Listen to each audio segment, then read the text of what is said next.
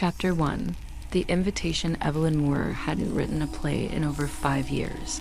Not since the fire. She still remembered the way the flames danced across the velvet curtains of the old Mayfair Theater, her first big production, her masterpiece. It opened on a cold October night. It never made it past intermission. 3 cast members died that night. Smoke, some said.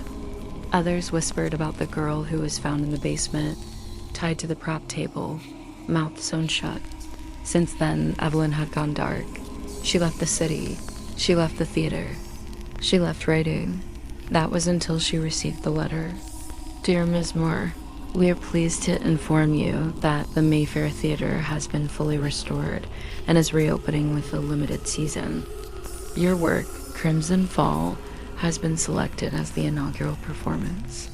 Please join us this Friday evening for a special preview of the newly restored stage. The new Mayfair Society. Evelyn read the letter 5 times. Then she flipped the envelope. No return address, no stamp. Just her name in ink, deep red like blood. She told herself she'd go just to see, not to stay, not to write again. But that night, she dreamed of the girl in the basement, her mouth still sewn, still screaming. The Mayfair stood like a fossil at the edge of town. Gutted, once charred, now pristine, too pristine.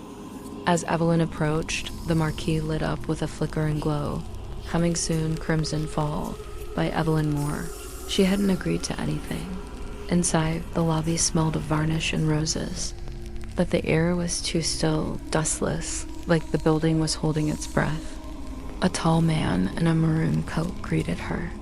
Ms. Moore, we've been expecting you. His smile was too wide, too still. I'm Lionel, the new stage manager. The board is thrilled you came. I didn't confirm, she muttered, stepping in. He didn't reply. Just led her through the grand hallway toward the main auditorium. That's when she heard it. A whisper, not from behind, but beneath. A girl's voice, gasping, laughing, crying. Evelyn paused. Basement sealed now, Lionel said suddenly. We had to. After what happened, she hadn't said anything aloud. Chapter 3. The rehearsal that wasn't. The next morning, Evelyn woke in the guest suite inside the Mayfair. She didn't remember agreeing to stay. A knock at the door. A young actress with cold blue eyes stood outside. Hi, I'm Clara. I'm playing the lead in Crimson Fall.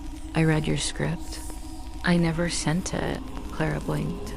It was under my door, typed, perfect, page 1 to 124.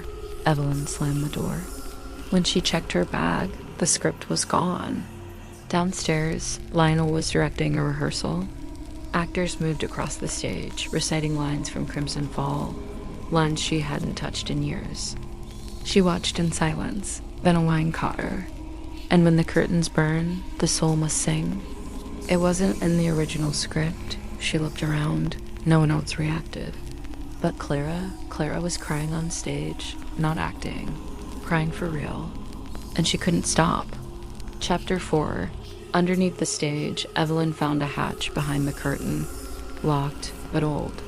She pried it open. The staircase beneath was wooden, narrow, and cold, untouched by the renovations. The basement of the Mayfair smelled like mildew, ash, and something older.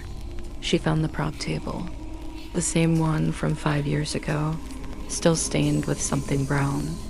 Dried. At the far end, a chair, a girl's uniform, a needle on the floor, thread, long red. Then she heard footsteps, fast, bare feet. She turned, no one. But the mirror beside the chair showed a figure behind her. A girl, mouth sewn, reaching. Evelyn screamed and ran. When she got back upstairs, Lionel was waiting. You really shouldn't go down there, he said softly. Not without permission. Whose permission? He tilted his head. Hers. Chapter 5. The rewrites. Evelyn's dreams began to change. Every night she saw the performance. Her play, but twisted. Longer monologues, bleeding walls. The audience clapping with no hands. She started writing again. Not by choice, by force, her hand moved on its own. Pages filled while she stared in horror. The lines were beautiful, terrifying, poetic, wrong. Clara read them, and each day she looked worse. Paler, like something was being taken from her. "She's inside me," Clara whispered one day. Evelyn tried to stop the production. Lionel smiled calmly. "You wrote it, Miss Moore. It must be finished. Every act. Especially the last." Evelyn tried to leave the theater. She packed, stormed through the lobby, reached the front door, and found herself back in her suite. No memory of how. No time passing.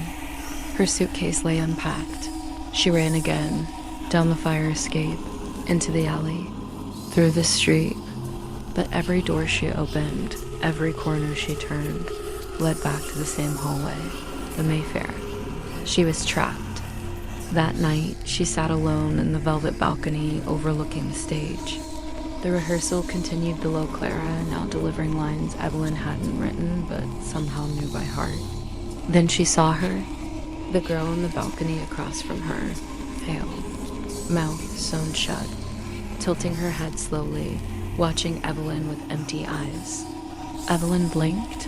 The girl was now closer, one row closer. Evelyn didn't blink again for an hour. She searched every crevice of the theater's library for an explanation, any record of Crimson Fall from before the fire, but there were none. Instead, she found something else, a script with her name signed at the bottom, dated 1934. It was Crimson Fall, word for word. Even the scenes she thought she had just written this week. Beside it, a faded black and white photo. Cast and crew of the Mayfair Theater minus 1,934. In the center, a woman who looked just like Evelyn. Same jawline, same eyes. Even the same scar on the eyebrow. Written on the back in flowing cursive, the final act must never be repeated. She always comes back. Evelyn dropped the photo. Behind her, the phonograph turned on by itself. The same girl's voice. "You wrote me wrong. Now I'll rewrite you." Clara was missing. Lionel claimed she was resting, but Evelyn saw the blood on the dressing room wall. A line scratched into it. "She's inside me now." That night, Evelyn took the stage. Empty chairs stared back from the dark, but she felt them watching, heard breathing. She spoke aloud. "What do you want?" From the shadows of the wings, the girl stepped forward. The stitched mouth hung open, the thread finally broken. But when Evelyn looked closer, it was Clara's face, twisted, hollow. Then it spoke with Evelyn's voice. "You are just the next version of me, the next puppet."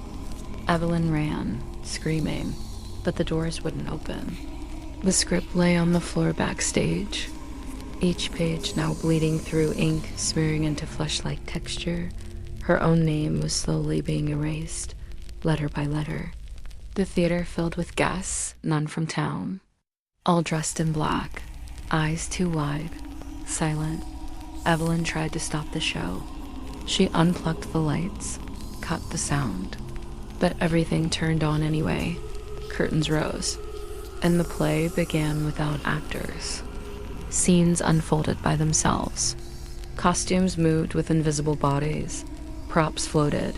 Blood dripped from the ceiling. Then Evelyn walked on the stage, not by will, by force. The crowd began to clap, slowly, rhythmically, like a summoning. She looked at her hands, old, wrinkled, not hers. She was becoming the woman in the photograph. She realized, each generation, a new playwright is chosen. Trapped, rewritten. The girl wasn't haunting her. She was her. And Clara? She had just been the vessel. The next day, newspapers reported the grand reopening was a hoax. The Mayfair was still boarded up. No guests, no play. No record of Evelyn Moore. Only the sound of music sometimes at night. Inside, Evelyn now lives as the director, writer, and lead. Each performance is held for an audience of shadows. The play always begins the same way, and always ends the same, with a scream beneath the stage, a stitched mouth, a new name on the script. And if you ever find yourself outside the Mayfair on a quiet night, you might hear applause, but don't go in. She's still casting,